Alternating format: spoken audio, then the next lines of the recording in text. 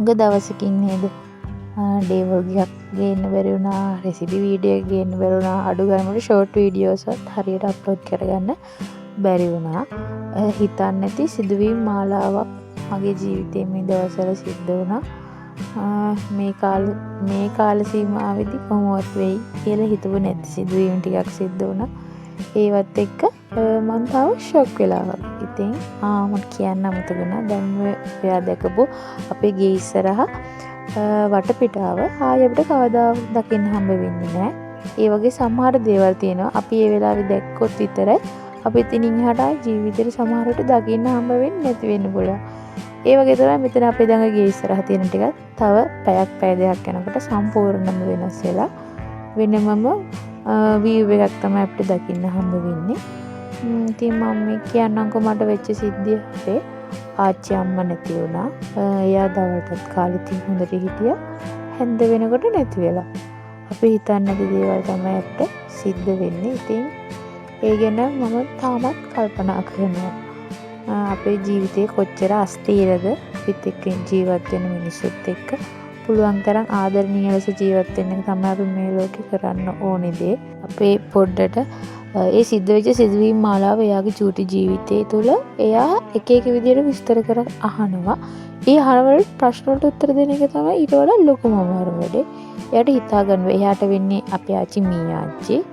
ඉතින් එයා තාමත් එක එක විදිහට අහනවා. එයාට ඒක තේරුන්නේ නැහැ. තේරුම් ගන්න එක එක විදිහට එයා අහනවා.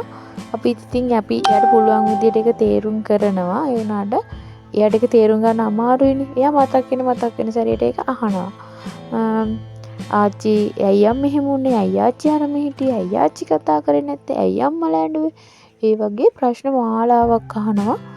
ඉතින් එයාට උත්තර දෙන්න ගියට පස්සේ මටත් ඉස්සර සිද්ධි මතක් වෙනවා. ඒ සිදුවීම් මාලාව ආයි මතක් වෙනවා. ඉතින් මම ඒ ගැන තාමත් කල්පනා කරනවා. ඉතින් ආතම්මගේ 3 මාසේ දානේ ජනවාරි මාසෙට තමයි දෙන්නේ. ඒකට අපි මේ වටපිටාව ටිකක් සුද්ධ කරගත්ත ගේ ඉස්සරහා අර නිකන් ඇහැරිලා වගේ තිබ්බ නිසා අපි ඒ ටික ඩෝසර් කරන්න ගත්තා. ඩෝසර් කරලා ඒ ටික සුද්ධ පවිත්‍ර කරන එක තමයි ඉතින් ඔය ඒගොල්ලන්ට පොඩි වීඩියෝ කොටසක් මම ගත්තේ. ඒ අතර ඉතින් ඒගොල්ලන්ට තේ දෙන්න ඩෝසරේ වැඩ කරන කට්ටියට තේ දෙන්න අපි හැලපටියකුත් අම්බ ගත්තා. අම්මයි මායි එකතු වෙලා ගොඩක් අයට ඉතින් ගෙදර කඩෙන් කෑම ගෙනල්ලා සංග්‍රහ කරනවා අඩේ අපේ ගෙදර. මේ වගේ දෙයක් හදන එක තමයි අපි දෙන්න කරන්නේ. ওই විදියට තමයි ඉතින් එදා දවස ගත වුනේ. බලන්නකො ඉස්සරහ තිබ්බ පෙනුම දැන් පොඩ්ඩක්වත් නැහැ. අපේ ආච්චි වැඩි කතා බහ කරන්නේ නැති චරිතයක්. හැබැයි හරිම ආදරණීය චරිතයක්. එයා කැමති උනේ ගොඩක් එයාගේ ළමයි වට කරන් ඉන්නවට. එයා බලන්න කට්ටිය එනකොට ඒ වගේ දේවල් වලින් තමයි එයාගේ හිත පුරව ගන්නෙ. ඉතින් වැඩි කතා බහක් නැති අහිංසක චරිතයක්. කිසි කෙනෙකුට මං හිතන්නේ එයාගෙන් පීඩාවක් වෙලා ඇති කියලා.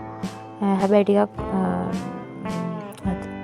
තද චරිතයක්. එයාගේ ආදරය වැඩිපුර පෙන්වන්න යන්නේ වචනෙන්. ඒනට එයා හරි ආදරණීයයි. අපිත් එක තමයි එයා ජීවත් වුනේ. ඉතින් මතක් වෙන වාර ගාන වැඩි.